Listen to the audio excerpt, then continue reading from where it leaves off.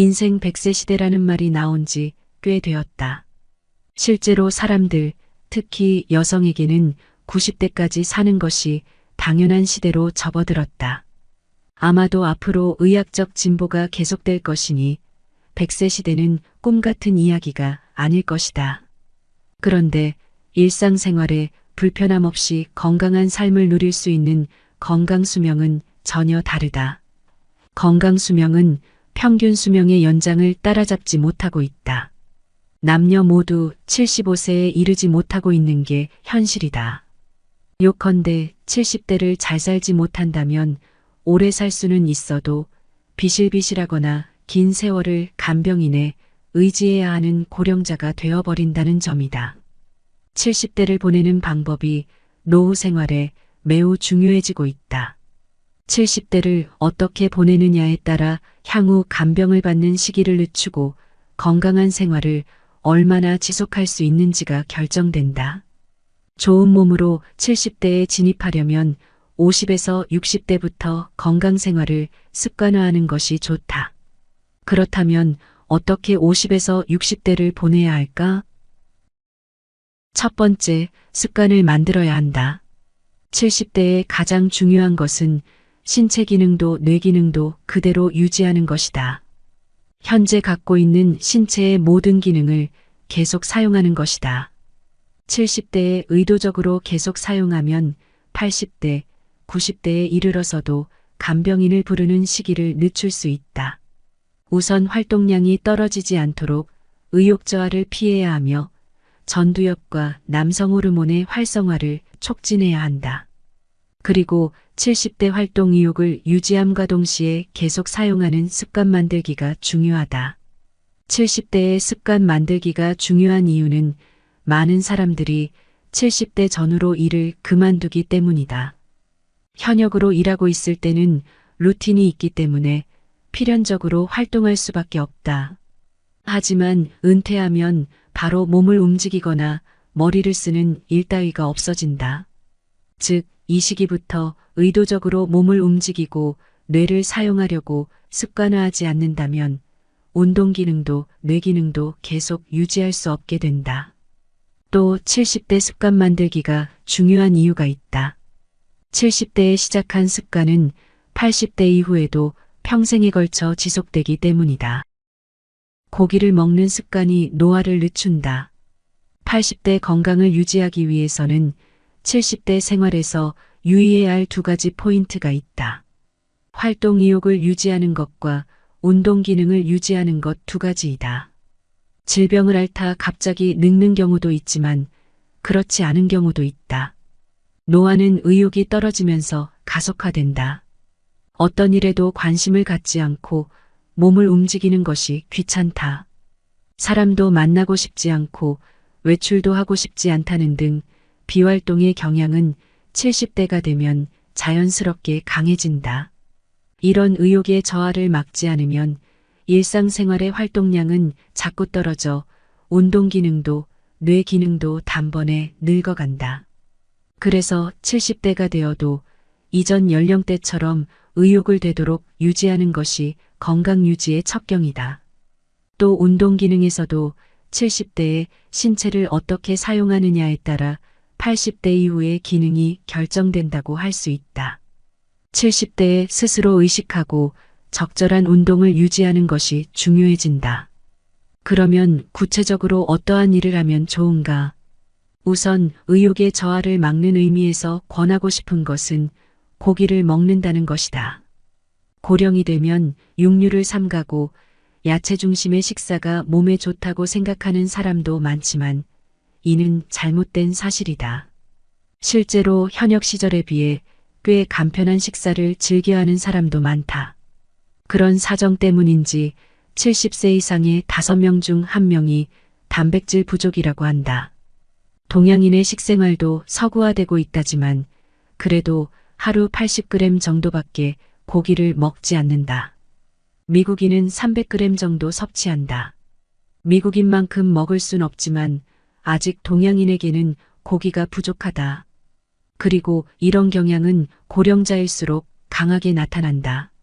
나이가 들고 의욕 수준이 저하되는 이유에는 여러 가지가 있지만 그 중 하나가 뇌신경 전달 물질인 세로토닌의 감소이다. 세로토닌은 일명 행복물질이라고 한다. 사람에게 행복감을 가져다 주는 물질이다. 무심코 행복하다고 느낄 때가 있다. 그런 감정을 불러일으키는 물질이다. 이 세로토닌이 감소하면 일상의 행복감은 희미해진다. 발랄한 감정이나 젊음, 활동 의욕이 저하된다.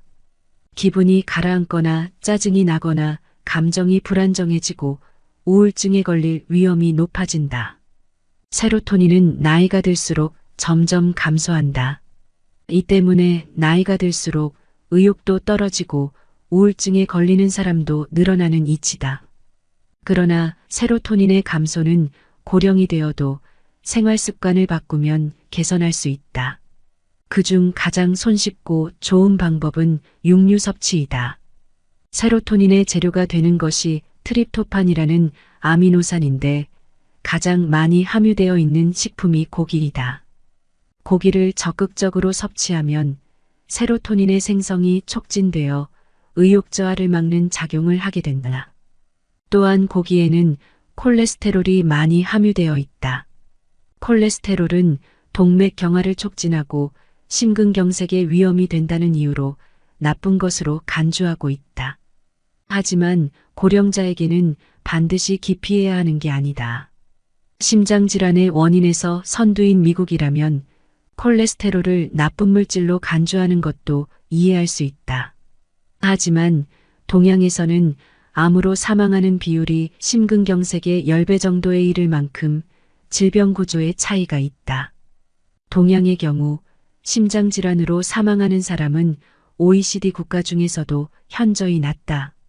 동맥 경화에 신경 쓰기보다는 콜레스테롤을 줄여 초래되는 남성 호르몬의 감소를 두려워해야 한다. 콜레스테롤은 남성 호르몬의 원료이다. 따라서 콜레스테롤 수치를 약으로 억제해서 발기부전을 자초하는 경우가 많다. 남성 호르몬 중에서도 특히 테스토스테론은 의욕과 관계가 있다. 성기능적인 측면뿐만 아니라 다른 사람에 대한 관심이나 집중력 등에 관여하고 있다. 남성 호르몬이 감소하면 활동 의욕이 저하되어 기운 없는 노인이 된다. 이참에 말하자면 기억력도 떨어진다. 그러나 고기를 먹고 콜레스테롤을 잘 섭취하면 남성 호르몬 저하도 늦출 수 있다. 심지어 세로토닌을 뇌로 운반하는 역할도 콜레스테롤이 하는 것으로 알려져 있다. 즉, 육류 섭취는 세로토닌과 남성 호르몬의 생성을 촉진해 사람의 의욕을 높이고 활동량을 유지하는 데 매우 효과적이다. 고기를 싫어하거나 소화 기능적 문제로 먹지 못한다면 무리할 필요는 없다. 하지만 건강을 위해 절제하고 육식을 멀리하려고 한다면 그런 일은 오늘부터 그만두자. 고령자의 식생활을 보고 있노라면 스스로 자청해서 기죽은 노인이 되려는 것처럼 필자는 생각할 수밖에 없다. 80세 때 에베레스트산 등정에 세 번째 성공한 프로스키어 미우라 유이치로는 80세가 넘어서도 500g짜리 스테이크를 먹어 치운다. 특수한 사례이긴 하지만 고령이 되어도 선수로서의 능력을 유지하는 이유 중 하나는 고기를 자주 먹는 습관에 있다고 필자는 생각한다. 햇볕을 쬐는 습관이 사람을 젊게 한다. 적당한 일광욕을 하는 습관도 의욕 저하를 방지하는 데에는 아주 효과적이다.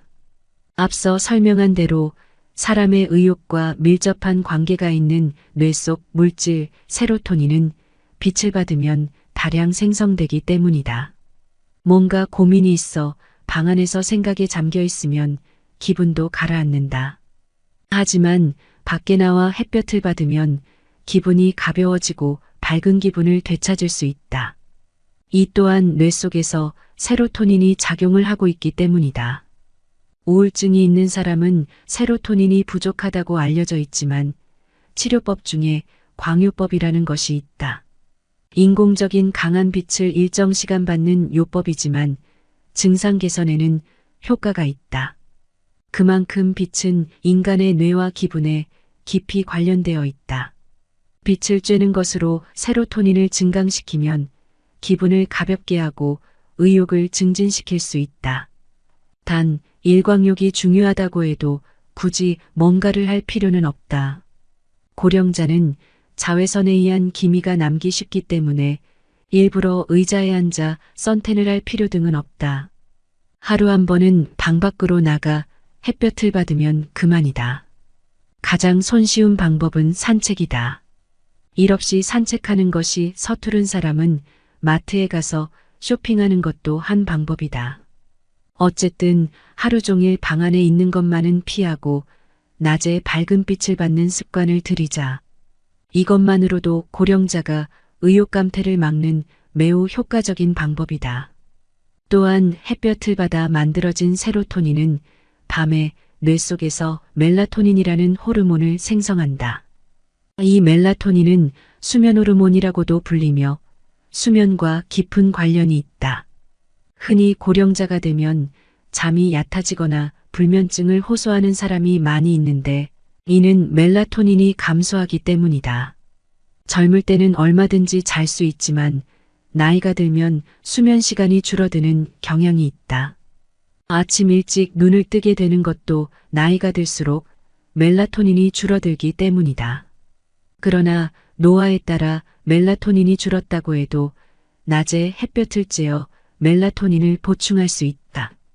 낮에 많은 세로토닌을 만들어두면 밤에 멜라토닌이 생성되기 때문이다. 멜라토닌이 증가하면 숙면을 취하게 되고 불안감도 없어지며 우울증 예방도 된다. 발랄한 70대, 80대를 살기 위해서는 멜라토닌은 매우 중요한 뇌 호르몬인 것이다.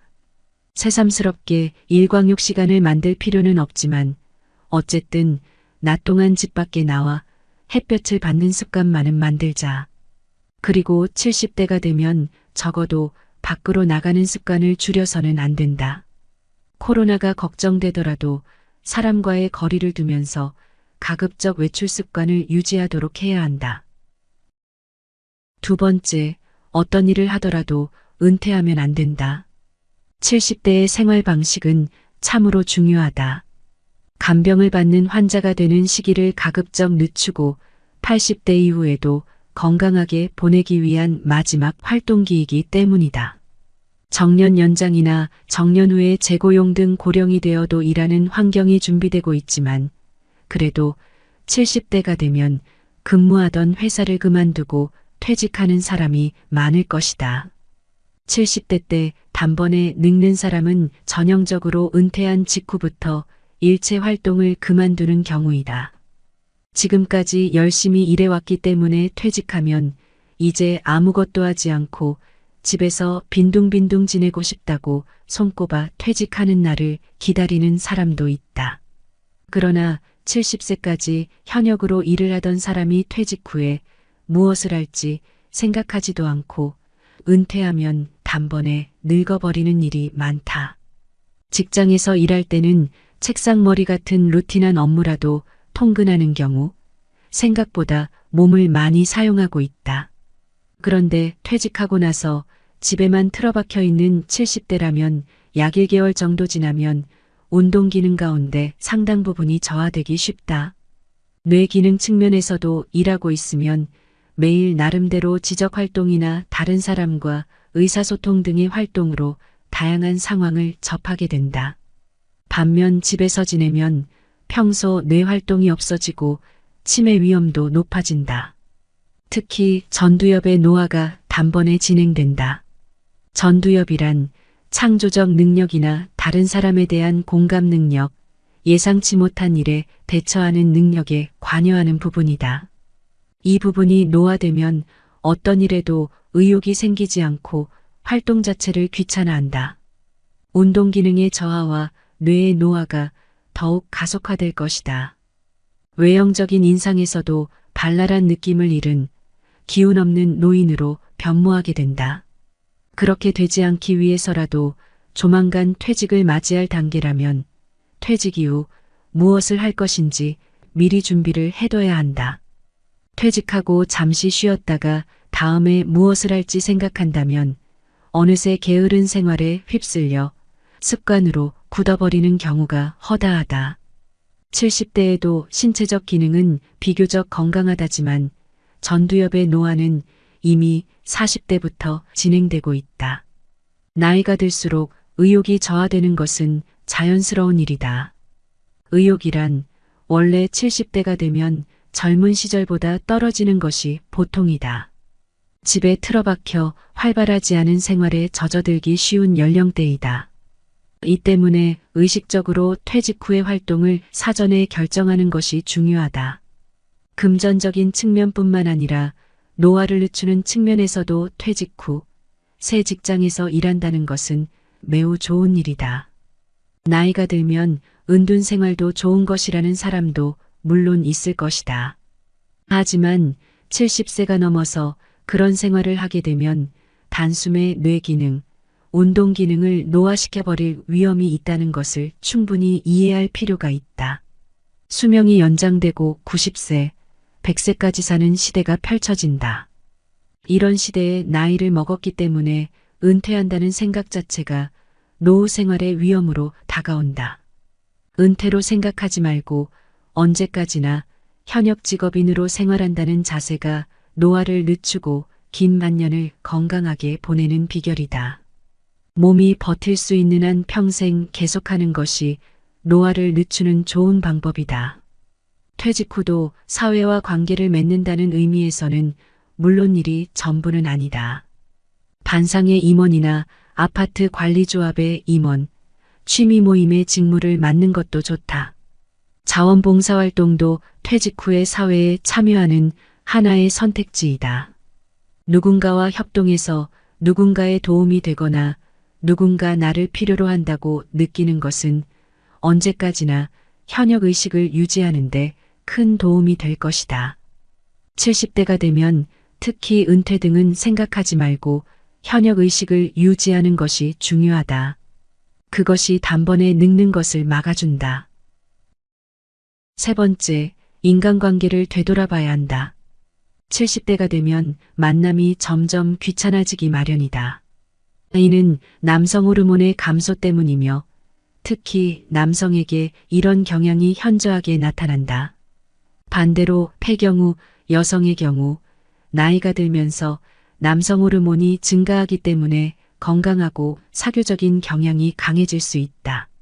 아내는 멀쩡하게 친구들과 나들이하곤 하는데 남편은 퇴직하고 집에만 틀어박혀 있다. 아내에게 의존하는 젖은 낙엽이 되는 것은 이런 호르몬의 변화 때문이다. 다만 남성이든 여성이든 노화를 막는다는 의미에서 사람과의 교제는 중요하다. 교제를 하는 것은 전두엽을 사용하는 것이며 그로 인해 뇌의 노화를 늦출 수 있기 때문이다. 또한 사람들과 교제하다 보면 남성 호르몬이 조금씩 증가한다는 측면도 있다. 이러는 가운데 한층 더 사람과 교류하려는 의욕을 증진시키는 선순환을 만들 수 있다. 남성 호르몬과 근육의 관계도 비슷하다.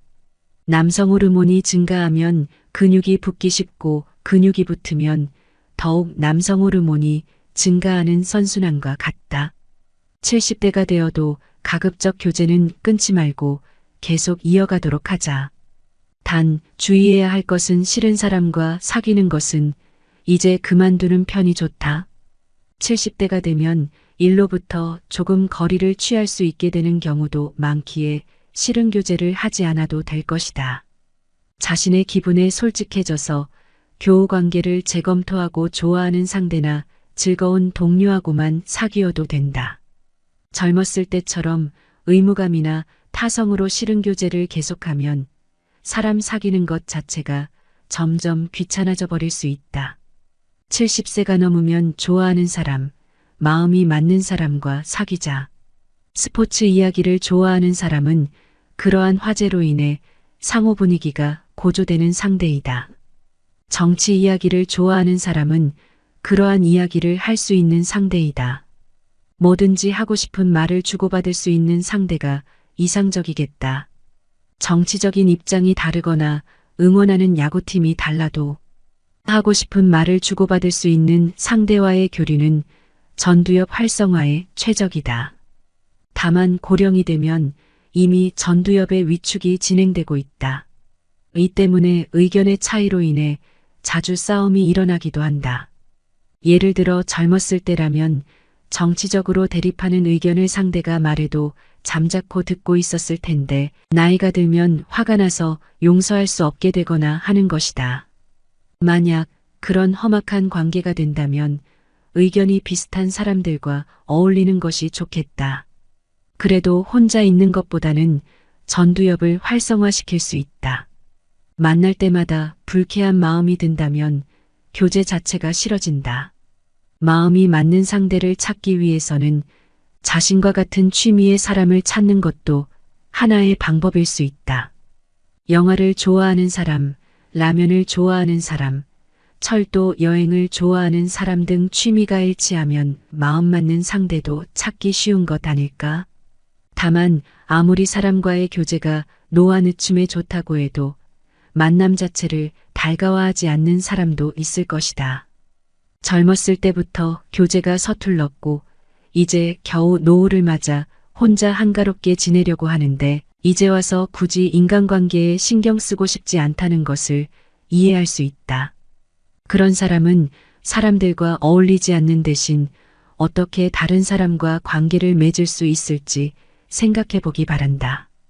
예를 들어 SNS 등을 통하여 자신의 의견이나 취미 등을 일주일에 한 번이라도 발신하는 것도 효과적이다. 그것을 계속하고 있으면 누군가가 읽어주고 인터넷에서 인간관계가 연결되는 일도 있을 것이다. 70대가 되면 더 이상 싫은 것은 가급적하지 않는 것이 중요하다. 지금까지 필자는 여러분에게 건강한 만년을 보내기 위한 힌트를 몇 가지 말해보았다. 그러나 제가 추천하는 것이 너무 싫다면 물론 하지 않는 것도 나쁘지 않다. 운동하는 것이 좋다고 권해도 하고 싶지 않다면 하지 않아도 된다. 스트레스야말로 노화의 큰 적이니까. 다만 하지 않는다면 대신 아직 이것이라면 할 수 있다라는 또 다른 생각을 해보자. 굳이 스포츠를 시작하는 것은 싫지만 산책이라면 조금 할 수 있다. 집안을 걷거나 정원에서 흙을 다듬는 것이라면 할 수 있다. 무리가 없을 정도로 대신할 수 있는 것을 발견하자. 그런 것만으로도 당신의 몸과 마음을 젊고 발랄하게 하는데 큰 도움 될 것이다. 중장년 때라면 건강을 위해서라던가 일이니까 하는 이유로 싫은 일도 열심히 했겠지만 70대가 되면 더는 무리할 수 없다. 무리해서 싫은데도 한다면 과도한 스트레스를 받아 당신의 면역력을 저하시키거나 몸과 마음에 손상을 주게 된다. 힘들면 힘들수록 큰 성과가 기다리고 있다는 생각에서 벗어나도록 하자. 70대는 즐기고 있는가 아닌가가 면역 기능에 크게 영향을 미친다. 정말 싫은 건 되도록 하지 말자. 이것이 70대의 생활 방식에서 중요하다. 여기까지 책의 핵심 내용 정리를 마치겠습니다. 오늘 소개한 책은 70세가 노화의 갈림길이라는 책으로 저자 와다 히데키, 출판사 지상사입니다. 여러 여건상 책의 일부밖에는 전달해드리지 못하니 오롯이 저자의 뜻을 이해하시려면 꼭 책을 읽어보시길 추천드립니다. 영상이 도움되셨다면 구독, 좋아요 부탁드립니다. 인생 100세 시대라는 말이 나온 지 꽤 되었다. 실제로 사람들, 특히 여성에게는 90대까지 사는 것이 당연한 시대로 접어들었다.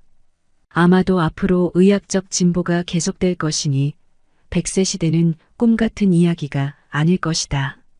그런데 일상생활에 불편함 없이 건강한 삶을 누릴 수 있는 건강수명은 전혀 다르다. 건강수명은 평균 수명의 연장을 따라잡지 못하고 있다. 남녀 모두 75세에 이르지 못하고 있는 게 현실이다. 요컨대 70대를 잘 살지 못한다면 오래 살 수는 있어도 비실비실하거나 긴 세월을 간병인에 의지해야 하는 고령자가 되어버린다는 점이다. 70대를 보내는 방법이 노후 생활에 매우 중요해지고 있다. 70대를 어떻게 보내느냐에 따라 향후 간병을 받는 시기를 늦추고 건강한 생활을 얼마나 지속할 수 있는지가 결정된다.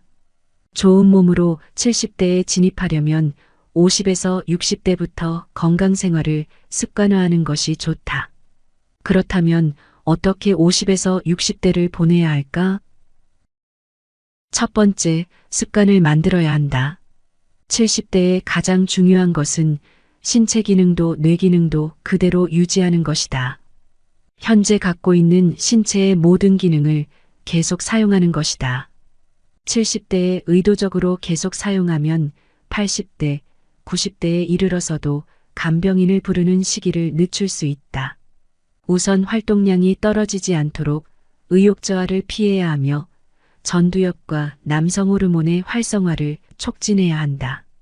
그리고 70대 활동 의욕을 유지함과 동시에 계속 사용하는 습관 만들기가 중요하다. 70대의 습관 만들기가 중요한 이유는 많은 사람들이 70대 전후로 일을 그만두기 때문이다. 현역으로 일하고 있을 때는 루틴이 있기 때문에 필연적으로 활동할 수밖에 없다. 하지만 은퇴하면 바로 몸을 움직이거나 머리를 쓰는 일 따위가 없어진다. 즉, 이 시기부터 의도적으로 몸을 움직이고 뇌를 사용하려고 습관화하지 않는다면 운동 기능도 뇌 기능도 계속 유지할 수 없게 된다. 또 70대 습관 만들기가 중요한 이유가 있다. 70대에 시작한 습관은 80대 이후에도 평생에 걸쳐 지속되기 때문이다. 고기를 먹는 습관이 노화를 늦춘다. 80대 건강을 유지하기 위해서는 70대 생활에서 유의해야 할 두 가지 포인트가 있다. 활동 의욕을 유지하는 것과 운동 기능을 유지하는 것 두 가지이다. 질병을 앓다 갑자기 늙는 경우도 있지만 그렇지 않은 경우도 있다. 노화는 의욕이 떨어지면서 가속화된다. 어떤 일에도 관심을 갖지 않고 몸을 움직이는 것이 귀찮다. 사람도 만나고 싶지 않고 외출도 하고 싶지 않다는 등 비활동의 경향은 70대가 되면 자연스럽게 강해진다. 이런 의욕의 저하를 막지 않으면 일상생활의 활동량은 자꾸 떨어져 운동 기능도 뇌 기능도 단번에 늙어간다. 그래서 70대가 되어도 이전 연령대처럼 의욕을 되도록 유지하는 것이 건강 유지의 첩경이다. 또 운동 기능에서도 70대에 신체를 어떻게 사용하느냐에 따라 80대 이후의 기능이 결정된다고 할 수 있다. 70대에 스스로 의식하고 적절한 운동을 유지하는 것이 중요해진다. 그러면 구체적으로 어떠한 일을 하면 좋은가? 우선 의욕의 저하를 막는 의미에서 권하고 싶은 것은 고기를 먹는다는 것이다. 고령이 되면 육류를 삼가고 야채 중심의 식사가 몸에 좋다고 생각하는 사람도 많지만 이는 잘못된 사실이다. 실제로 현역 시절에 비해 꽤 간편한 식사를 즐겨하는 사람도 많다. 그런 사정 때문인지 70세 이상의 5명 중 1명이 단백질 부족이라고 한다. 동양인의 식생활도 서구화되고 있다지만 그래도 하루 80g 정도밖에 고기를 먹지 않는다. 미국인은 300g 정도 섭취한다. 미국인만큼 먹을 순 없지만 아직 동양인에게는 고기가 부족하다. 그리고 이런 경향은 고령자일수록 강하게 나타난다. 나이가 들고 의욕 수준이 저하되는 이유에는 여러 가지가 있지만 그 중 하나가 뇌신경 전달 물질인 세로토닌의 감소이다. 세로토닌은 일명 행복물질이라고 한다. 사람에게 행복감을 가져다주는 물질이다. 무심코 행복하다고 느낄 때가 있다. 그런 감정을 불러일으키는 물질이다. 이 세로토닌이 감소하면 일상의 행복감은 희미해진다. 발랄한 감정이나 젊음, 활동 의욕이 저하된다. 기분이 가라앉거나 짜증이 나거나 감정이 불안정해지고 우울증에 걸릴 위험이 높아진다. 세로토닌은 나이가 들수록 점점 감소한다. 이 때문에 나이가 들수록 의욕도 떨어지고 우울증에 걸리는 사람도 늘어나는 이치다. 그러나 세로토닌의 감소는 고령이 되어도 생활 습관을 바꾸면 개선할 수 있다. 그중 가장 손쉽고 좋은 방법은 육류 섭취이다. 세로토닌의 재료가 되는 것이 트립토판이라는 아미노산인데 가장 많이 함유되어 있는 식품이 고기이다. 고기를 적극적으로 섭취하면 세로토닌의 생성이 촉진되어 의욕 저하를 막는 작용을 하게 된다. 또한 고기에는 콜레스테롤이 많이 함유되어 있다. 콜레스테롤은 동맥 경화를 촉진하고 심근경색의 위험이 된다는 이유로 나쁜 것으로 간주하고 있다. 하지만 고령자에게는 반드시 기피해야 하는 게 아니다. 심장질환의 원인에서 선두인 미국이라면 콜레스테롤을 나쁜 물질로 간주하는 것도 이해할 수 있다. 하지만 동양에서는 암으로 사망하는 비율이 심근경색의 10배 정도에 이를 만큼 질병 구조의 차이가 있다. 동양의 경우 심장질환으로 사망하는 사람은 OECD 국가 중에서도 현저히 낮다. 동맥 경화에 신경 쓰기보다는 콜레스테롤을 줄여 초래되는 남성 호르몬의 감소를 두려워해야 한다. 콜레스테롤은 남성 호르몬의 원료이다. 따라서 콜레스테롤 수치를 약으로 억제해서 발기부전을 자초하는 경우가 많다. 남성 호르몬 중에서도 특히 테스토스테론은 의욕과 관계가 있다. 성기능적인 측면뿐만 아니라 다른 사람에 대한 관심이나 집중력 등에 관여하고 있다. 남성 호르몬이 감소하면 활동 의욕이 저하되어 기운 없는 노인이 된다. 이참에 말하자면 기억력도 떨어진다. 그러나 고기를 먹고 콜레스테롤을 잘 섭취하면 남성 호르몬 저하도 늦출 수 있다. 심지어 세로토닌을 뇌로 운반하는 역할도 콜레스테롤이 하는 것으로 알려져 있다. 즉, 육류 섭취는 세로토닌과 남성 호르몬의 생성을 촉진해 사람의 의욕을 높이고 활동량을 유지하는 데 매우 효과적이다. 고기를 싫어하거나 소화 기능적 문제로 먹지 못한다면 무리할 필요는 없다. 하지만 건강을 위해 절제하고 육식을 멀리하려고 한다면 그런 일은 오늘부터 그만두자. 고령자의 식생활을 보고 있노라면 스스로 자청해서 기죽은 노인이 되려는 것처럼 필자는 생각할 수밖에 없다. 80세 때 에베레스트산 등정에 세 번째 성공한 프로스키어 미우라 유이치로는 80세가 넘어서도 500g짜리 스테이크를 먹어 치운다. 특수한 사례이긴 하지만 고령이 되어도 선수로서의 능력을 유지하는 이유 중 하나는 고기를 자주 먹는 습관에 있다고 필자는 생각한다. 햇볕을 쬐는 습관이 사람을 젊게 한다. 적당한 일광욕을 하는 습관도 의욕 저하를 방지하는 데에는 아주 효과적이다. 앞서 설명한 대로 사람의 의욕과 밀접한 관계가 있는 뇌 속 물질 세로토닌은 빛을 받으면 다량 생성되기 때문이다. 뭔가 고민이 있어 방 안에서 생각에 잠겨 있으면 기분도 가라앉는다. 하지만 밖에 나와 햇볕을 받으면 기분이 가벼워지고 밝은 기분을 되찾을 수 있다. 이 또한 뇌 속에서 세로토닌이 작용을 하고 있기 때문이다. 우울증이 있는 사람은 세로토닌이 부족하다고 알려져 있지만 치료법 중에 광요법이라는 것이 있다. 인공적인 강한 빛을 일정 시간 받는 요법이지만 증상 개선에는 효과가 있다. 그만큼 빛은 인간의 뇌와 기분에 깊이 관련되어 있다. 빛을 쬐는 것으로 세로토닌을 증강시키면 기분을 가볍게 하고 의욕을 증진시킬 수 있다. 단, 일광욕이 중요하다고 해도 굳이 뭔가를 할 필요는 없다. 고령자는 자외선에 의한 기미가 남기 쉽기 때문에 일부러 의자에 앉아 선탠을 할 필요 등은 없다. 하루 한 번은 방 밖으로 나가 햇볕을 받으면 그만이다. 가장 손쉬운 방법은 산책이다. 일 없이 산책하는 것이 서투른 사람은 마트에 가서 쇼핑하는 것도 한 방법이다. 어쨌든 하루 종일 방 안에 있는 것만은 피하고 낮에 밝은 빛을 받는 습관을 들이자.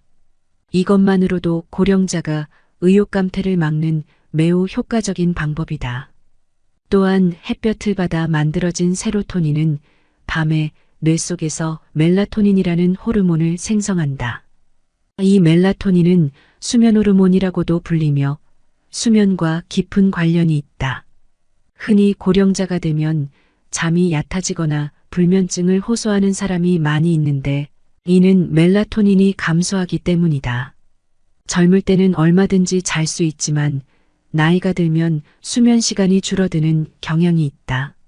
아침 일찍 눈을 뜨게 되는 것도 나이가 들수록 멜라토닌이 줄어들기 때문이다. 그러나 노화에 따라 멜라토닌이 줄었다고 해도 낮에 햇볕을 쬐어 멜라토닌을 보충할 수 있다. 낮에 많은 세로토닌을 만들어두면 밤에 멜라토닌이 생성되기 때문이다. 멜라토닌이 증가하면 숙면을 취하게 되고 불안감도 없어지며 우울증 예방도 된다. 발랄한 70대, 80대를 살기 위해서는 멜라토닌은 매우 중요한 뇌 호르몬인 것이다. 새삼스럽게 일광욕 시간을 만들 필요는 없지만 어쨌든 낮 동안 집 밖에 나와 햇볕을 받는 습관만은 만들자. 그리고 70대가 되면 적어도 밖으로 나가는 습관을 줄여서는 안 된다. 코로나가 걱정되더라도 사람과의 거리를 두면서 가급적 외출 습관을 유지하도록 해야 한다. 두 번째, 어떤 일을 하더라도 은퇴하면 안 된다. 70대의 생활 방식은 참으로 중요하다. 간병을 받는 환자가 되는 시기를 가급적 늦추고 80대 이후에도 건강하게 보내기 위한 마지막 활동기이기 때문이다.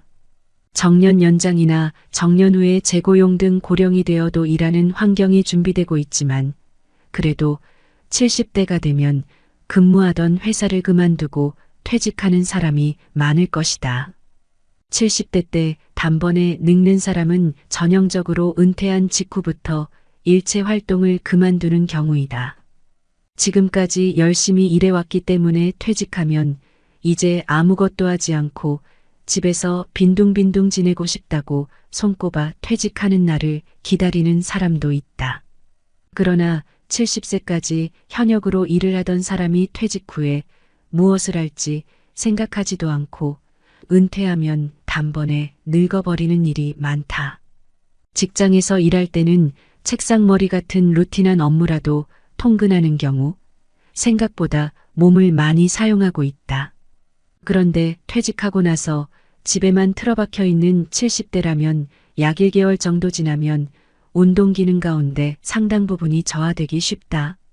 뇌 기능 측면에서도 일하고 있으면 매일 나름대로 지적 활동이나 다른 사람과 의사소통 등의 활동으로 다양한 상황을 접하게 된다. 반면 집에서 지내면 평소 뇌 활동이 없어지고 치매 위험도 높아진다. 특히 전두엽의 노화가 단번에 진행된다. 전두엽이란 창조적 능력이나 다른 사람에 대한 공감 능력, 예상치 못한 일에 대처하는 능력에 관여하는 부분이다. 이 부분이 노화되면 어떤 일에도 의욕이 생기지 않고 활동 자체를 귀찮아한다. 운동 기능의 저하와 뇌의 노화가 더욱 가속화될 것이다. 외형적인 인상에서도 발랄한 느낌을 잃은 기운 없는 노인으로 변모하게 된다. 그렇게 되지 않기 위해서라도 조만간 퇴직을 맞이할 단계라면 퇴직 이후 무엇을 할 것인지 미리 준비를 해둬야 한다. 퇴직하고 잠시 쉬었다가 다음에 무엇을 할지 생각한다면 어느새 게으른 생활에 휩쓸려 습관으로 굳어버리는 경우가 허다하다. 70대에도 신체적 기능은 비교적 건강하다지만 전두엽의 노화는 이미 40대부터 진행되고 있다. 나이가 들수록 의욕이 저하되는 것은 자연스러운 일이다. 의욕이란 원래 70대가 되면 젊은 시절보다 떨어지는 것이 보통이다. 집에 틀어박혀 활발하지 않은 생활에 젖어들기 쉬운 연령대이다. 이 때문에 의식적으로 퇴직 후의 활동을 사전에 결정하는 것이 중요하다. 금전적인 측면뿐만 아니라 노화를 늦추는 측면에서도 퇴직 후 새 직장에서 일한다는 것은 매우 좋은 일이다. 나이가 들면 은둔 생활도 좋은 것이라는 사람도 물론 있을 것이다. 하지만 70세가 넘어서 그런 생활을 하게 되면 단숨에 뇌 기능, 운동 기능을 노화시켜버릴 위험이 있다는 것을 충분히 이해할 필요가 있다. 수명이 연장되고 90세, 100세까지 사는 시대가 펼쳐진다. 이런 시대에 나이를 먹었기 때문에 은퇴한다는 생각 자체가 노후 생활의 위험으로 다가온다. 은퇴로 생각하지 말고 언제까지나 현역 직업인으로 생활한다는 자세가 노화를 늦추고 긴 만년을 건강하게 보내는 비결이다. 몸이 버틸 수 있는 한 평생 계속하는 것이 노화를 늦추는 좋은 방법이다. 퇴직 후도 사회와 관계를 맺는다는 의미에서는 물론 일이 전부는 아니다. 반상의 임원이나 아파트 관리조합의 임원, 취미 모임의 직무를 맡는 것도 좋다. 자원봉사활동도 퇴직 후에 사회에 참여하는 하나의 선택지이다. 누군가와 협동해서 누군가의 도움이 되거나 누군가 나를 필요로 한다고 느끼는 것은 언제까지나 현역 의식을 유지하는 데 큰 도움이 될 것이다. 70대가 되면 특히 은퇴 등은 생각하지 말고 현역 의식을 유지하는 것이 중요하다. 그것이 단번에 늙는 것을 막아준다. 세 번째, 인간관계를 되돌아봐야 한다. 70대가 되면 만남이 점점 귀찮아지기 마련이다.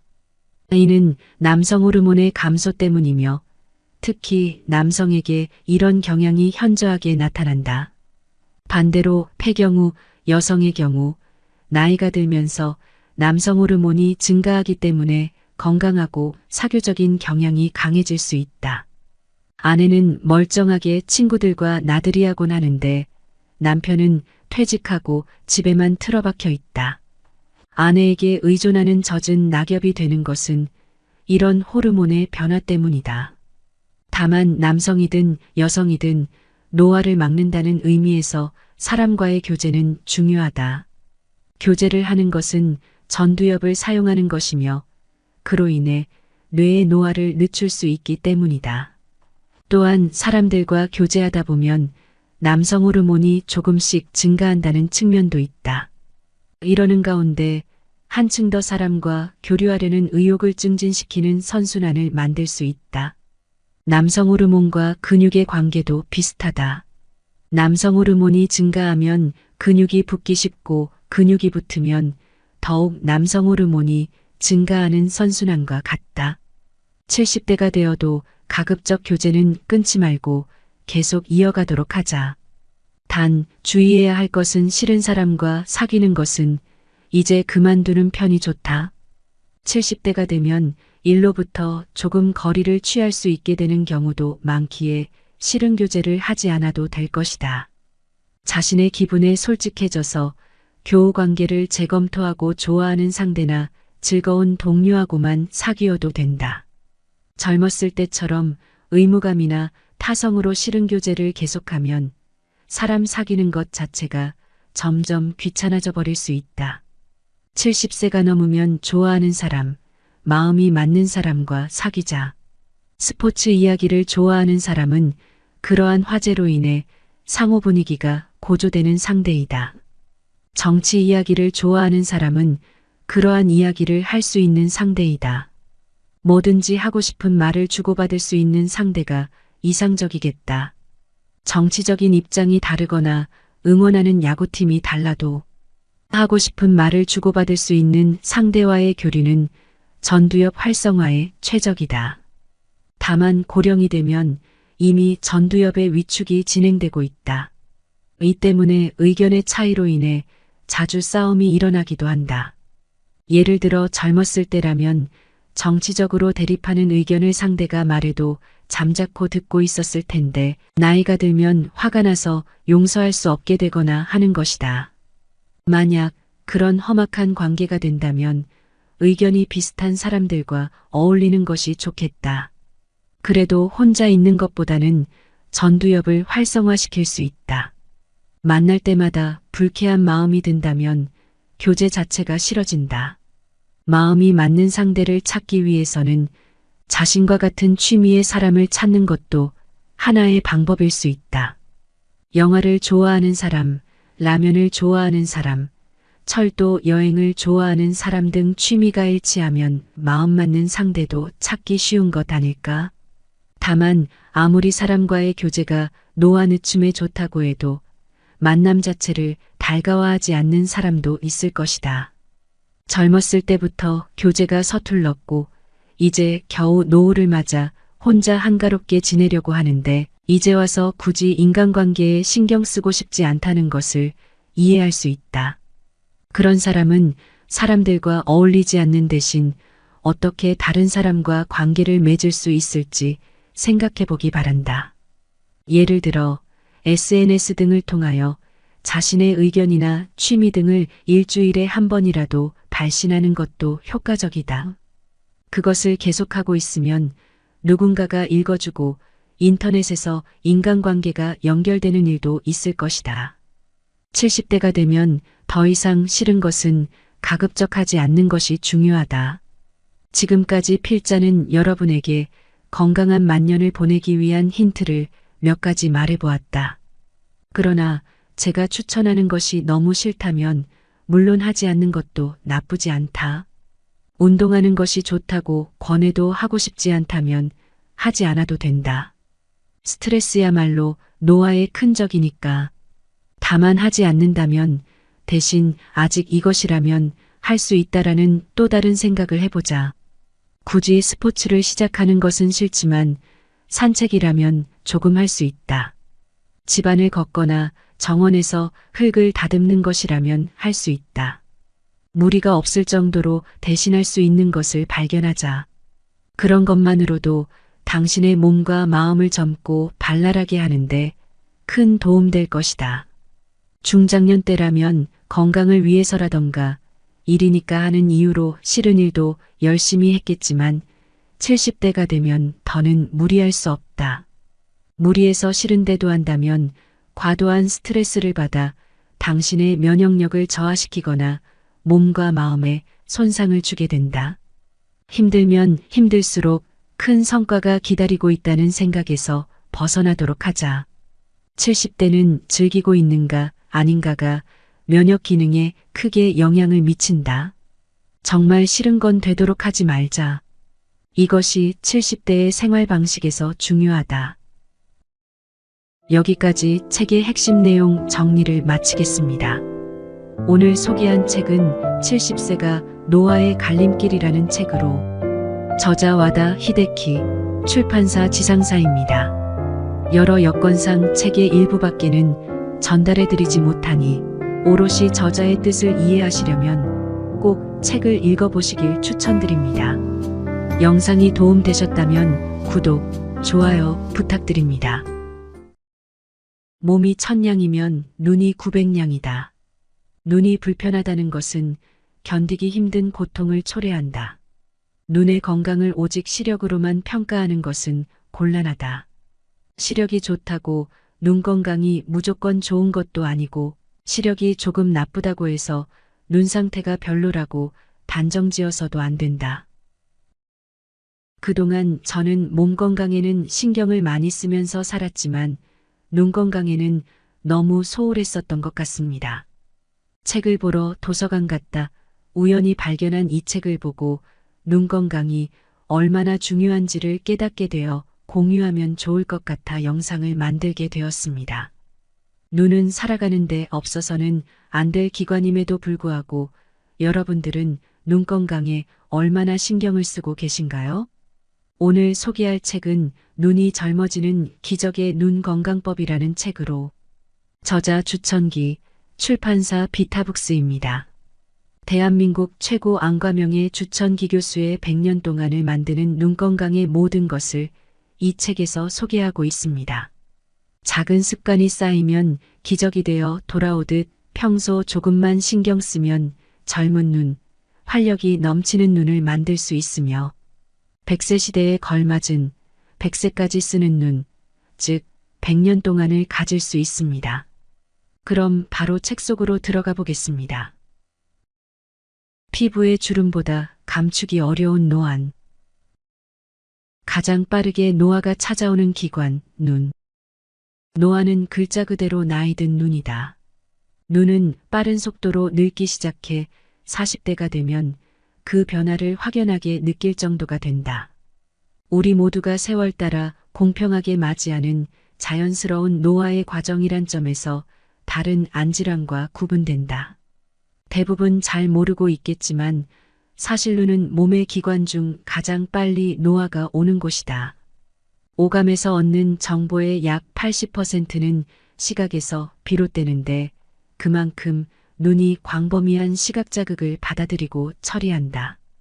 또한 눈은 평균적으로 하루에 2만 번 정도 깜빡이고 눈 근육은 10만 번 이상 움직인다.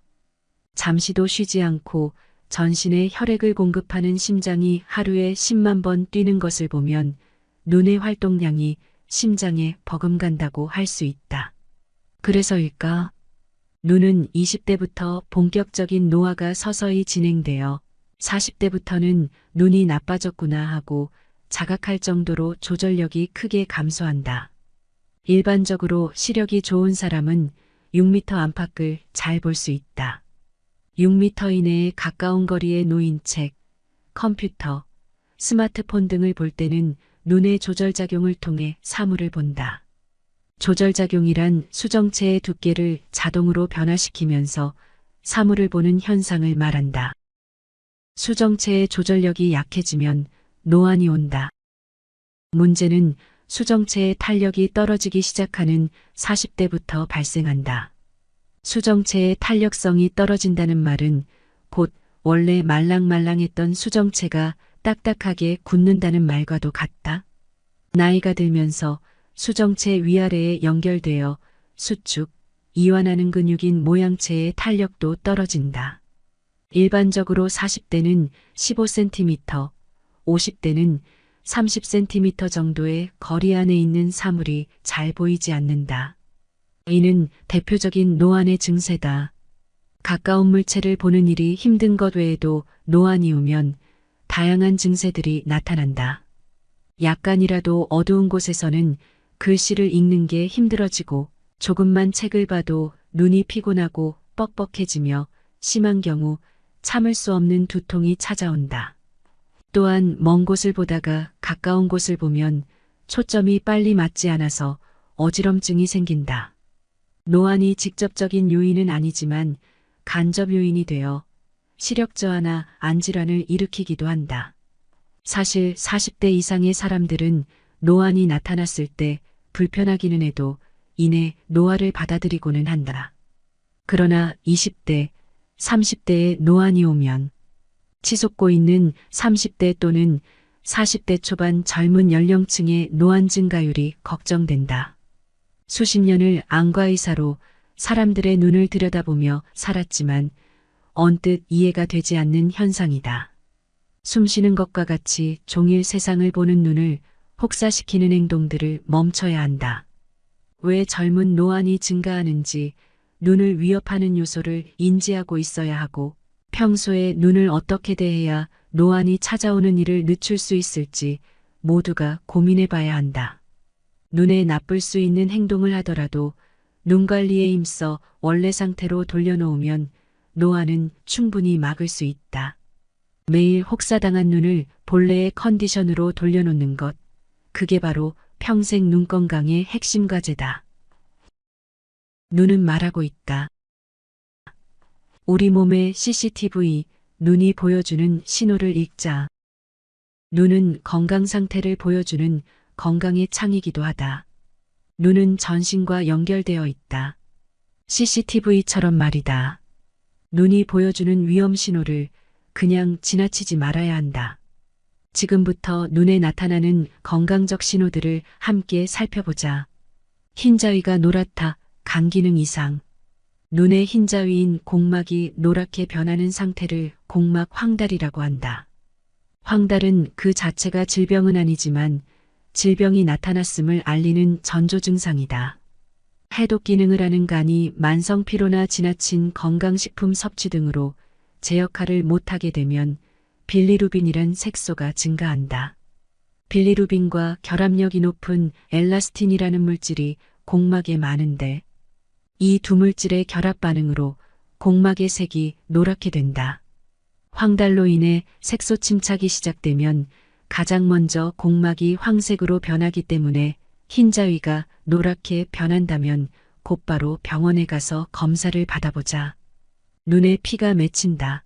고혈압, 심혈관 질환 등 혈액질환 경보. 혼이 피곤하면 눈이 뻑뻑하고 흰자위가 살짝 붉어지는데 이때 대부분 푹 쉬면 곧 사라진다. 수영장이나 공중 목욕탕에서 걸리는 바이러스성 질환인 급성결막염에 걸렸을 때도 흰자위가 붉게 변하는데 수술 없이 보존적 치료만으로 나을 수 있다. 한편 흰자에 피가 난 것처럼 출혈이 심하게 일어나는 경우가 있다.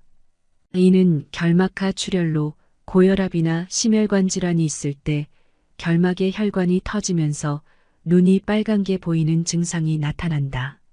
외관상 눈이 시뻘겋게 보여 걱정되겠지만 대개 결막하 출혈은 시력이나 눈 건강에 특별한 영향을 끼치지 않는다.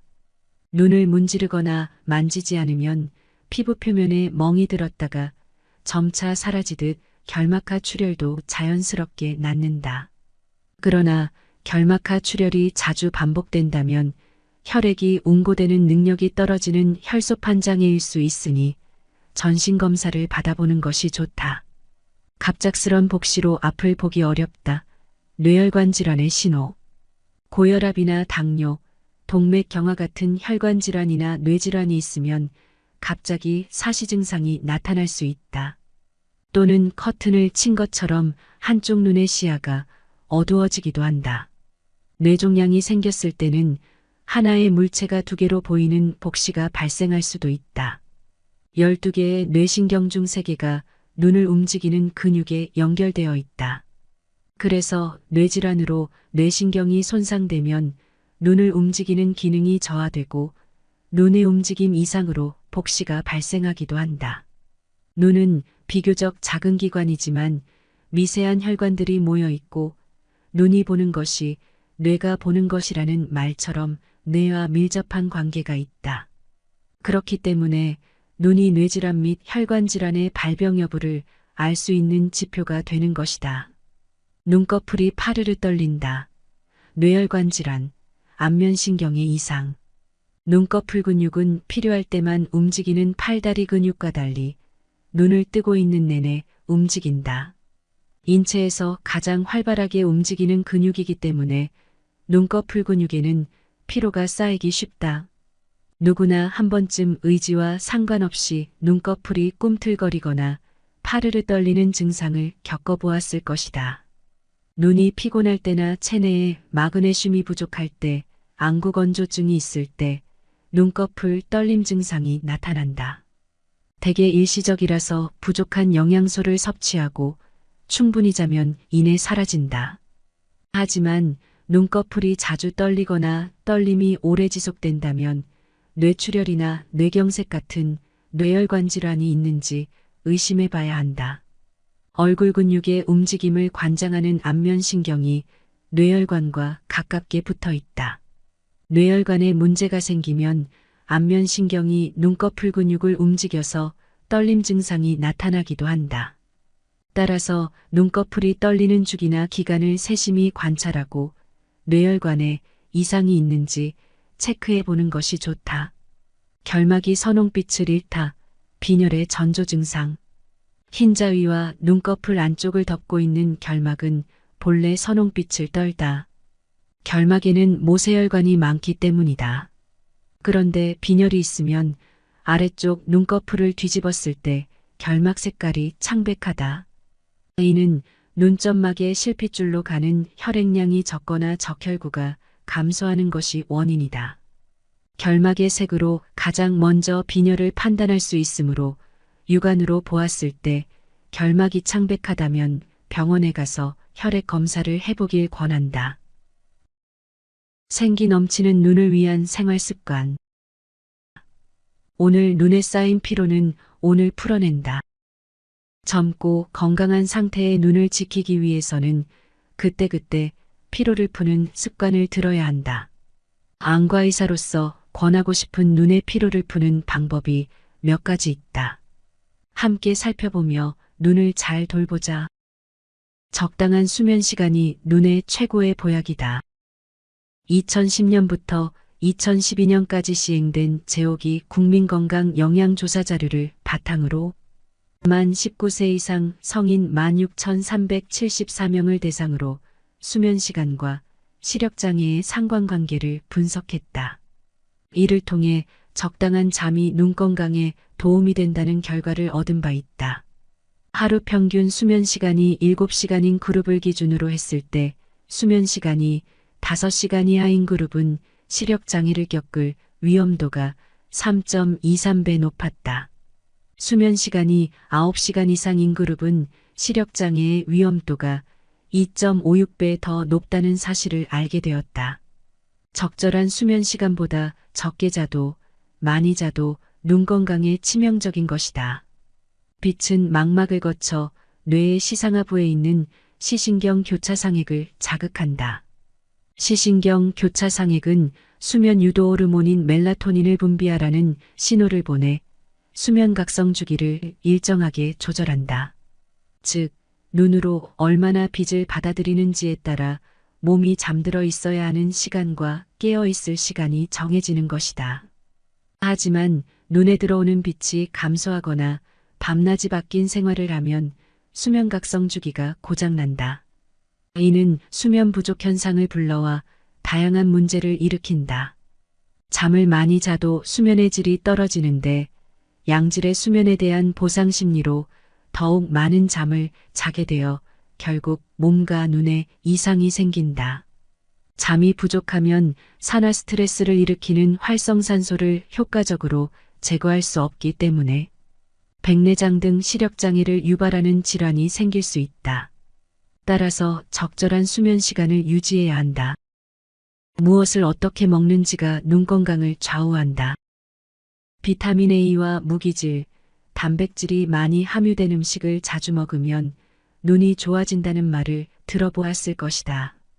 사실 눈에 좋다기보다는 눈의 피로를 덜어주는 음식을 먹으라는 이야기다. 완두콩이나 시금치, 오이, 당근 등의 녹황색 채소와 해조리로 식탁을 차리는 노력도 필요하다. 사과나 바나나 등의 과일을 생으로 먹어 비타민을 섭취하고 설탕 등의 정제 당류는 피하는 게 좋다. 바쁘다고 끼니를 자주 거르거나 몸에 좋지 않은 즉석식품, 인스턴트 식품 등의 가공식품을 오랫동안 지속적으로 먹으면 안 된다. 높은 칼로리로 몸은 불어날지 몰라도 눈에 정말 필요한 영양소는 부족해지는 이상한 상태에 놓이기 쉽다. 몸에 이로운 신선한 음식을 먹음으로써 건강도 챙기고 눈의 피로를 푸는 데에도 도움이 되도록 해야 한다. 눈의 피로를 풀어주는 방법을 꾸준히 실천한다. 눈의 피로를 풀어주는 방법에는 여러 가지가 있다. 따뜻한 찜질부터 최근 지속적으로 소개되고 있는 눈꺼풀 청소법, 눈을 제대로 꼭 감았다 뜨는 법 등 다양하다. 이러한 실천법의 핵심 포인트는 하루 중 잠깐이라도 꾸준히 지속하는 데에 있다. 제대로 된 방법도 중요하고 꾸준한 실천도 정말 중요하다. 오늘 하루 중 눈에 얼마만큼의 시간을 투자했는가? 지금 당장 10분만이라도 눈을 우선 생각하는 시간을 가져보자. 심장을 바쁘게 만들어라. 눈이 활력을 되찾는다. 우리 몸은 심장으로부터 혈액과 산소를 공급받는다. 당연히 심장이 활기차게 움직여야 몸 곳곳에 퍼져 있는 혈관들도 충분한 에너지를 전달받는다. 참 신기하게도 심장으로부터 퍼지는 혈액과 산소에도 우선순위라는 게 있다. 제일 중요한 곳부터 덜 중요한 순서로 혈액과 산소가 퍼진다. 그리고 그 우선순위에 눈이 속해 있다.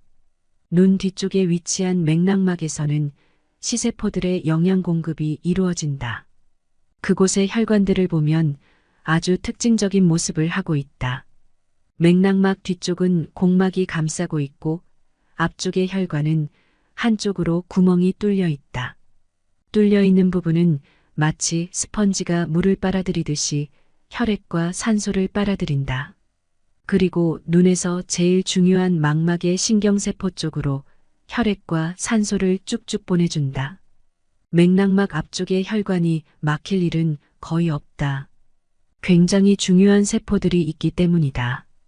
혈관이 하나라도 막히면 영양 공급이 되지 않아 실명하므로 이쪽의 혈관이 다른 부위의 혈관과는 다르게 생긴 것이다. 심장이 인식하는 중요 부위, 눈.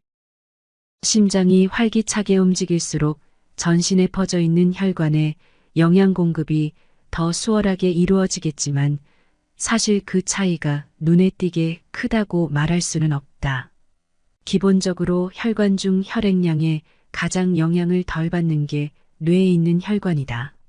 몸 전체의 혈액량이 조금 부족해지더라도 심장에서 뇌로 들어가는 피는 항상 일정한 비율을 유지한다. 뇌의 혈액이나 영양분이 줄어들면 의식을 잃을 수 있기 때문이다. 그래서 몸 전체의 혈액순환이 잘 안 되더라도 뇌와 연결된 혈관에 흐르는 혈액을 최우선으로 공급하고 남은 혈액을 나머지 기관에 조절, 분배하는 게 바로 우리 몸의 신비로운 시스템이다. 언제 어느 때고 중요한 기관에 먼저 혈액을 보내도록 설계된 것이다. 눈으로 가는 혈액과 산소 역시 마찬가지다. 눈은 신체 기관 중 가장 바쁜 근육들이 모여 있는 곳이다. 심장이 인식하는 우선순위에 눈이 포함되어 있기 때문에 심장이 평소보다 적은 양의 혈액을 만든다고 해서 크게 걱정할 필요는 없다. 눈 건강의 적, 뭉친 어깨 근육과 흡연, 음주. 눈으로 향하는 혈액과 산소는 목의 동맥을 지나기 때문에 혈관이 깨끗한 상태를 유지할 수 있도록 힘써야 한다. 어깨가 결리거나 경직되지 않도록 평소 스트레칭을 해주자. 하루 종일 책상 앞에 앉아 공부를 하거나 컴퓨터 모니터를 보며 일하면 자연스럽게 어깨가 경직된다. 이 상태에서 잠들기 전까지 스마트폰을 보면 어깨 근육은 더욱 굳어버린다. 어깨 근육이 굳으면 목으로 연결된 혈관이 눌릴 수 있고 결국 눈 건강에도 나쁜 영향을 준다. 그렇다고 갑자기 평소 하지 않던 과격한 운동을 시작할 필요는 없다. 가벼운 맨손 체조도 괜찮다. 딱딱하게 뭉친 어깨 근육을 풀어주는 것으로 충분하다. 운동량보다 중요한 것은 적은 시간이라도 규칙적으로 꾸준히 운동하는 습관이다. 한편 건강을 위해 흡연이나 음주를 자제하라는 이야기도 많이 들어봤을 것이다. 음주와 흡연은 몸에만 나쁜 것이 아니라 눈 건강에도 무척 좋지 않은 습관이다. 흡연이 백내장이나 노인성 황반변성을 유발한다는 논문은 이미 많다. 혈관을 수축시켜 혈액의 원활한 흐름을 방해하고 산소 공급을 감소시키는 게 가장 큰 문제다. 흡연이 망막허열이나 허열성 시신경병증, 눈 속의 각종 염증 질환, 갑상선, 암병증도 악화시킬 수 있다는 걸 명심해야 한다. 직접 흡연뿐 아니라 간접 흡연으로 맞는 담배 연기 역시 결막을 자극할 수 있으니 가급적 피하자. 술은 질병으로부터 몸을 보호하는 면역 기능을 약화시킨다. 면역이 제 기능을 못하면 각종 질환에 시달릴 수밖에 없다. 즉, 떨어진 면역으로 인해 백내장, 황반변성, 녹내장 같은 안질환이 생길 수 있다. 포도막염 등의 염증 질환이 있었다면 술을 마시는 것만으로도 더욱 악화될 수 있으니 가급적 음주 횟수를 줄여 몸 건강과 눈 건강을 모두 챙기자. 먹어라, 음식이 최고의 약이다. 어두운 색의 음식이 노안을 늦춘다. 어두운 색의 음식이라고 하면 대표적으로 검은색이나 남색, 갈색 등 짙은 채도를 지닌 색이 떠오를 것이다.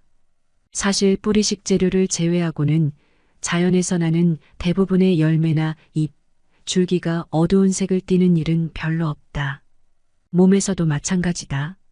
선홍색 잇몸이 검게 변하면 대개 염증이나 치석이 생긴 것이고 검은색 변이 나오면 위장에 출혈이 생긴 것일 수 있다. 하다못해 피부에 황갈색 주근깨가 나타난 것만으로도 큰일인 듯 호들갑을 떨게 된다.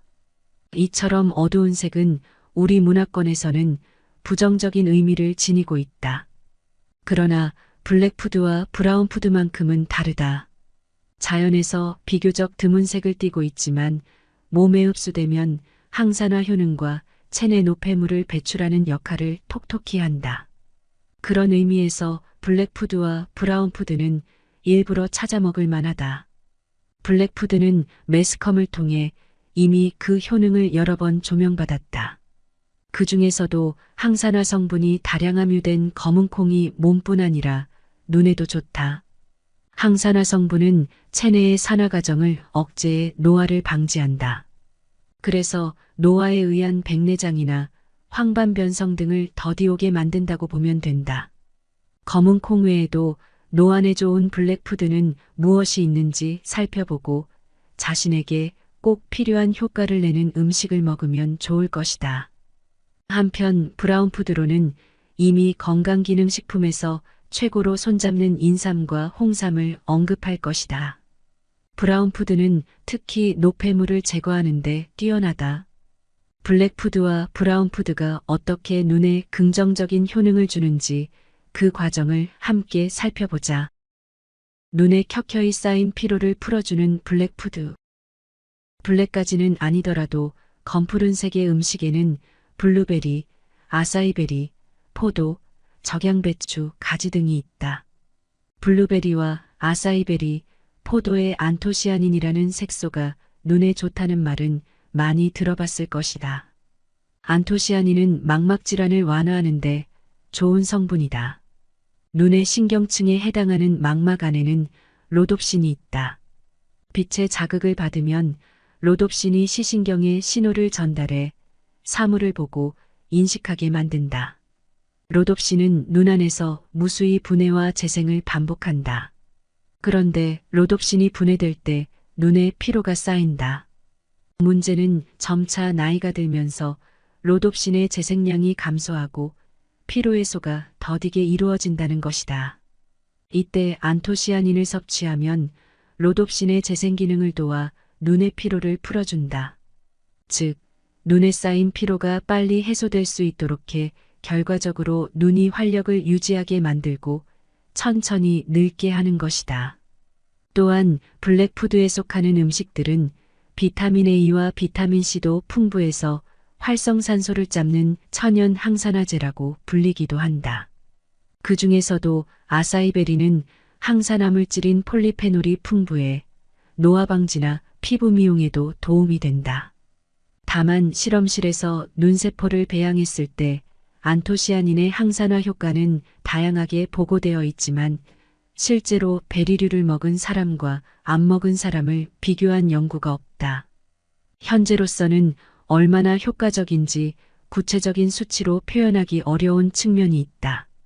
그러나 몸에 좋은 것이 눈에도 좋다는 생각으로 블랙푸드를 꾸준히 먹어보자. 눈 속의 노폐물을 청소하는 브라운푸드. 블랙푸드는 자주 들어봤어도 브라운푸드는 다소 생소할 것이다. 흙 속에서 자란 브라운푸드도 블랙푸드 못지않게 몸에 참 좋다. 브라운푸드는 눈의 노폐물을 깨끗이 청소한다. 그 중에서도 인삼과 홍삼, 양파가 바로 오늘 말하고자 하는 주인공이다.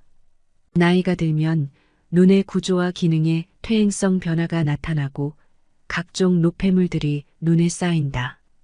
젊을 때야 신진대사가 활발하게 이루어져 노폐물이 쌓여도 곧 배출되는데 나이가 들면 신진대사 속도가 떨어지니 어쩔 수 없는 현상이다. 문제는 체내에 노폐물이 축적될수록 염증도 함께 쌓인다는 것. 작은 상처에도 염증 질환이 발생하기 쉽고 면역 기능도 덩달아 떨어져 평소 부실했던 부위에 잔병이 끊이지 않는다. 세차게 흐르던 강과 고인물 웅덩이를 생각하면 쉽다. 같은 양의 폐수가 섞여 들어가 도강과 웅덩이에 오염되는 정도가 다른 것처럼 노화를 겪기 시작하면 몸도 스스로를 정화하는 힘을 서서히 잃는다. 그래서 몸에 떨어진 기능을 보완해 주려는 의식적인 노력이 필요한 것이다. 인삼이나 홍삼의 진세노사이드는 소화 과정을 거치면서 체내, 특히 혈관 속의 노폐물을 깨끗이 씻어주는 물질로 알려져 있다. 최근 이루어진 연구에 따르면 인삼과 홍삼의 추출물인 진세노사이드가 몸속 노폐물을 불안정하게 만들어 분산시킬 수 있다고 나타났다. 심지어 눈의 기능을 약 20년이나 개선시킬 수 있다고 보고되기도 했다. 따라서 인삼이나 홍삼을 꾸준히 섭취하는 것이 눈의 기능 개선과 시력 저하 예방에 효과를 줄 수 있다고 봐도 무방하다. 다만 인삼과 홍삼의 유효 성분인 진세노사이드는 체내 흡수율이 낮다. 양파도 눈 속 청소부 역할을 한다. 눈의 노화 과정에서 생기는 노폐물을 배출하기 위해서 항산화 물질이나 비타민 등 눈에 꼭 필요한 물질들을 운반하기 위해서도 순환이 원활히 이루어져야 한다. 그러나 나이가 들수록 순환 기능이 떨어진다. 이때 양파를 먹으면 도움이 된다.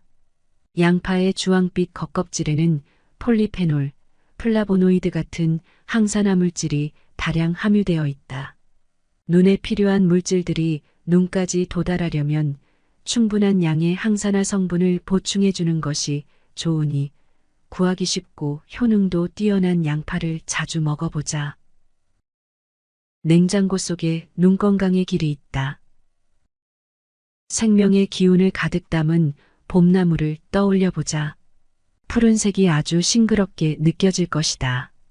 겨울철 해풍을 맞고 자라나는 시금치나 슈퍼푸드로 인정받은 브로콜리, 땅속을 뚫고 올라오는 당근 등 싱그러운 생명력을 내뿜고 있는 제철식 재료들의 공통점은 무엇일까?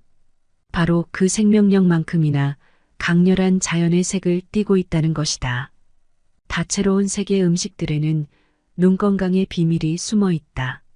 먹어서 몸에 좋은 음식은 눈에도 좋은 것처럼 다양한 색의 컬러푸드를 골고루 먹을수록 눈의 노화를 예방하는데 좋고 야맹증이나 안구건조증 같은 불편한 증상도 개선할 수 있다. 컬러푸드라고 하니 굉장히 낯선 것 같지만 사실 주변에서 흔히 구할 수 있는 식재료다. 냉장고 문을 한번 열어보자. 그 안에 충분히 눈을 좋게 만드는 해결책들이 담겨 있을 것이다. 푸른색 채소가 눈의 노화를 막는다. 푸릇푸릇한 색의 봄나물에는 눈 건강에 좋은 비타민 A가 많이 들어있다. 값싸고 어디서든 구할 수 있는 봄나물을 적정량 이상 섭취하는 게 눈에 도움이 된다. 따로 값비싼 약재를 챙겨 먹을 필요도 없다. 봄나물에는 비타민 A와 더불어 루테인 색소가 함유되어 있는데 망막과 황반부의 건강을 증진시킨다. 루테인은 망막의 황반부에도 원래 존재하는 성분으로 눈 안에서 생기는 활성산소를 제거해준다. 활성산소가 환경적 요인이나 스트레스 등으로 빠르게 증가하면 몸의 세포가 노화하고 각막과 망막에 손상을 주기도 한다. 이때 원래 몸에 있던 루테인에 더해 음식으로 더 섭취하면 활성산소를 없애는데 크나큰 보탬이 된다. 즉, 눈의 노화를 늦추는데 힘쓰는 루테인이 많은 식품을 먹으면 백내장 등 노화와 관련된 안질환을 예방하는 데에도 좋은 것이다. 녹색이 선명한 음식으로는 시금치나 브로콜리도 있다. 요즘은 사철 나오는 식재료이니 조금씩이라도 꾸준히 먹기를 권한다. 한편 황색 채소의 대표적인 음식인 당근도 눈에 좋다고 알려져 있다. 당근에는 루테인과 더불어 제아잔틴이 풍부하다. 제아잔틴 역시 루테인처럼 눈의 노화를 막아주는 성분으로 노화에 따른 시력 감퇴나 백내장을 예방하는 데 좋다. 게다가 당근에는 시세포의 중요 성분인 로놉신을 만드는 비타민 A도 많다. 눈의 노화와 건조를 막는 냉장 고속식품들. 녹황색 채소와 더불어 알록달록한 색으로 빠질 수 없는 음식이 있다. 달걀 노른자다. 색이 선명하고 예뻐서 떡국이나 잔치국수에 달걀 노른자를 지단으로 사용하지 않던가. 달걀 노른자는 색이 예뻐 눈으로 보며 즐기기도 좋지만 루테인과 콜린이라는 항산화 성분 또한 함유되어 있다. 항산화 기능은 망막의 퇴화를 막고 망막 질환의 중상을 개선하는 데에도 일조한다. 야맹증이나 각막의 건조한 증상을 완화해주는 식품도 빠뜨릴 수 없다. 빨간색이 선명한 토마토에는 비타민 A가 풍부하다. 눈 점막의 세포 분화에 필요한 비타민 A도 필수적으로 섭취해야 한다. 비타민 A가 부족하면 어두운 곳에서 시각 적응이 힘들어지는 야맹증이 나타날 수 있고 안구건조증 같은 이상 증세도 생길 수 있다. 건조한 눈에는 고소한 들기름이 특효약. 안구건조증에 오메가3 지방산이 좋다는 이야기를 한 번쯤은 들어봤을 것이다. 영양제로 꾸준히 먹는 사람들도 많다. 한편 오메가3 지방산을 음식으로 먹으려고 한다면 가장 먼저 고등어나 연어가 떠오를 것이다. 고등어와 언어에는 오메가3 지방산이 풍부하다. 안구건조증을 예방하거나 완화하기 위해 이 식품을 권하는 사람들도 많을 정도다. 그런데 고등어나 연어보다 오메가3 지방산이 더욱 풍부하게 함유된 식품이 있다. 바로 들기름이다. 한국인의 눈에 필요한 오메가3 지방산은 들기름에 있다. 망막은 DHA와 IPA라는 성분으로 구성되어 있다. 이 성분들은 오메가3 지방산에도 많다. DHA와 EPA는 눈의 조직 재생을 도와 안구건조증을 완화시킨다. 흔히 오메가3 지방산 하면 앞서 말했듯 고등어나 연어 같은 생선류가 떠오르겠지만 오메가3 지방산을 가장 많이 함유한 식품은 들깨에서 짜낸 들기름이다. 들기름의 지방산 중 오메가3 지방산의 비율은 60% 이상에 달한다. 국제항과학회지에 발표된 연구도 있다. 오메가3 지방산을 섭취한 사람의 눈물 분비량은 늘고 증발량은 줄었다. 그 결과 안구건조증이 크게 완화되었다고 한다. 오메가3 지방산은 체내에서 만들어낼 수 없어 식품이나 영양제로 섭취해야 한다. 이왕이면 갖은 양념으로 어디에나 넣을 수 있는 들기름을 먹어보자. 들기름의 오메가3 지방산만으로 안구건조증이 완치되지는 않겠지만 일상을 불편하게 만드는 증상을 개선하는데 도움이 된다면 매일 못 먹을 이유도 없지 않은가. 눈의 효능을 발휘하는 비타민도 놓치지 말자. TV에서 눈에 좋다는 약을 봤는데요. 진짜 도움이 되나요? 지푸라기라도 잡는 심정으로 질문하는 의도를 모르는 바 아니다. 그러나 엄청 좋아질 것이라는 기대는 금물이다. 우리가 섭취하는 식품이나 영양제는 어디까지나 보조제로서의 역할을 하는 것이지 치료제가 아니라는 점을 잊지 말아야 한다. 오히려 지나치게 혹하는 건강식품 광고일수록 멀리하는 게 낫다. 보조제의 역할로 접근한다면 눈에 좋은 비타민은 꽤 많다. 눈이 더 이상 나빠지는 걸 막아주는 예방 차원에서 권하고 싶은 비타민 A부터 E까지 다양하게 살펴보자. 비타민 A는 망막 질환에 도움이 된다. 눈에 필요한 여러 영양소 중 비타민 A가 부족하면 시력이 점차 떨어지고 어두운 곳에서 사물을 잘 보지 못하는 야맹증이나 눈에 눈물이 부족한 안구건조증 등의 이상 증세가 생긴다. 이때 비타민 A를 섭취하면 시신경의 활동이 활발해지며 눈 표면에 있는 점막의 힘이 강화되고 망막 질환도 막을 수 있다. 그러나 비타민 A가 부족하지 않은 상태에서는 많이 먹어도 눈이 절대적으로 좋아지지 않는다. 게다가 비타민 A를 지나치게 먹었을 때 두통이나 설사, 어지럼증 등이 나타날 수 있으니 1일 비타민 A 권장 섭취량을 넘기지 않도록 주의하자. 신경대사를 활발하게 만드는 비타민 B. 비타민 B는 신경 비타민으로도 불린다. 신경대사를 활발하게 돕는 영양소이기 때문이다. 신경세포 안에 있는 단백질과 핵산, 세포가 합성되는 일을 도와 세포가 정상적으로 작동할 수 있게 만든다. 세포가 건강하게 본래의 역할을 하면 눈에 피로가 쌓일 여지가 적다. 약한 빛에도 눈이 부신 현상이나 침침함, 뿌연시야 등 눈의 피로 때문에 발생하는 잡다한 증상을 개선하는 데도 비타민 B가 도움이 된다. 또한 비타민 B는 눈의 노화를 막아 백내장과 녹내장 같은 노인성 안질환을 예방하는 효과도 낸다. 쌓인 피로가 해소되지 않으면 노화가 앞당겨질 수 있다. 기계의 수명이 다해 천천히 작동을 멈추는 현상을 떠올리면 이해가 쉽다. 따라서 비타민 B를 부족하지 않도록 섭취해 피로회복과 노화 예방에 힘쓰자. 그 중에서도 특히 비타민 B12는 망막이 빛을 느낄 때 신경의 대사작용을 더욱 활발하게 만든다고 하니 섭취하려면 아침마다 꼭 챙겨 먹자. 눈을 뜨고 있는 이상 빛을 받아들이는 일을 멈추지 않으니 말이다. 이 밖에도 비타민 B1이 결핍되면 시신경이 약해지고 비타민 B2가 부족하면 안구가 충혈되거나 각막의 색이 탁해지고 조로성 백내장, 광선공포증 등이 생기기 쉬우니 주의해야 한다. 눈을 맑게 만드는 1등 공신, 비타민C.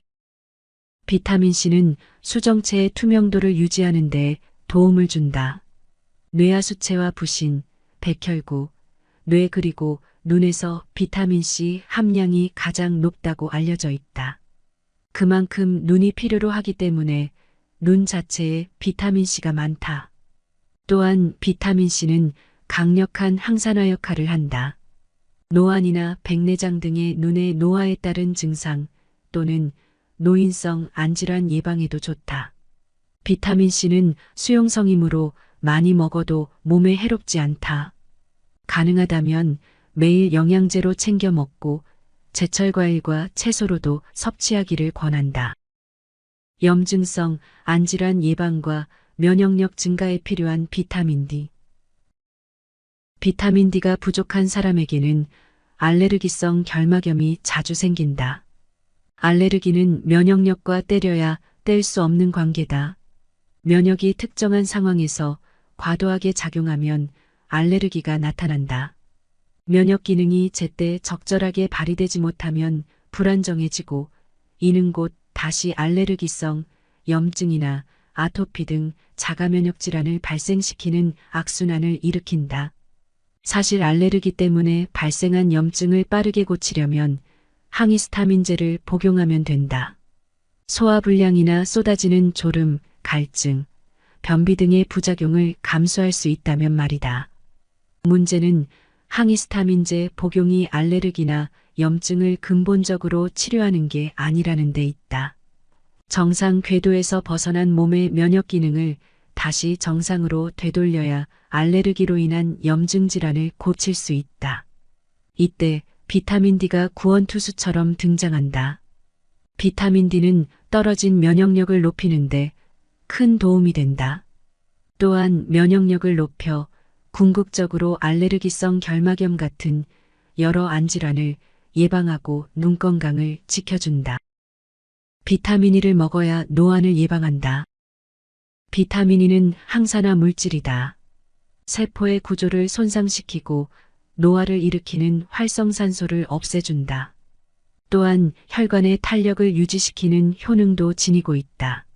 안티에이징, 즉 노화를 더디게 만드는 작용을 하니 비타민 A, C와 더불어 노인성 안질환의 예방에 기여한다. 다른 비타민에 비해 중요성이 언급되는 일이 적지만 비타민 E를 섭취해 노인성 안질환의 발생 가능성을 낮춰보자. 비타민 A부터 E까지 눈에 도움이 되는 영양소들과 그 효능에 대해 알아보았다. 눈이 필요로 하는 영양소를 얻고 싶다면 가급적 영양제의 형태보다는 제철 음식으로 먹길 권하는 바이다. 부득이하게 영양소를 식품으로부터 직접 섭취하기 힘들 때는 비타민 A 따로, B 따로 먹는 것보다 종합영양제를 선택하는 것이 낫다. 종합영양제를 복용함으로써 다양한 종류의 무기질과 비타민 성분을 함께 섭취하는 게 전반적인 건강 증진에 효율적이다. 몸의 건강을 위해서는 잘 먹고 잘 자고 적당히 운동하는 것만큼 좋은 게 없다. 눈 건강도 크게 다르지 않다. 건강한 식습관과 충분한 영양 공급이 눈 건강에 이롭다는 생각으로 관리하자. 눈 건강의 천기누설. 천천히 그리고 확실히 눈을 깜빡여 안구건조증을 예방한다. 기초 체력에 신경을 써야 눈 건강도 따라온다. 누울 때마다 스마트폰을 보는 습관은 그만, 스마트폰을 보는 대신 눈찜질을 한다. 설탕 같은 정제식품을 줄이고 자연에서 얻은 천연식품으로 식탁을 채운다. 여기까지 책의 핵심 내용 정리를 마치겠습니다. 여러 여건상 책의 일부밖에는 전달해드리지 못하니 오롯이 저자의 뜻을 이해하시려면 꼭 책을 읽어보시길 추천드립니다. 영상이 도움되셨다면 구독, 좋아요 부탁드립니다.